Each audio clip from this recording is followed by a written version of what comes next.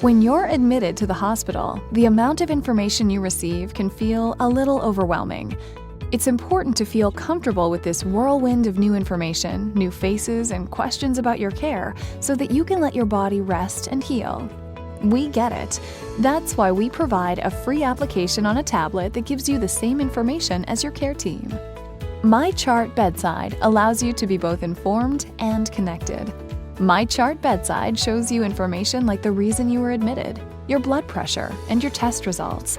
You can see who is taking care of you and what their role is in the hospital, as well as your medications and possible side effects. Use MyChartBedside to check your appointments and care schedule. Learn more about your condition with educational materials, and take note of important information to come back to later.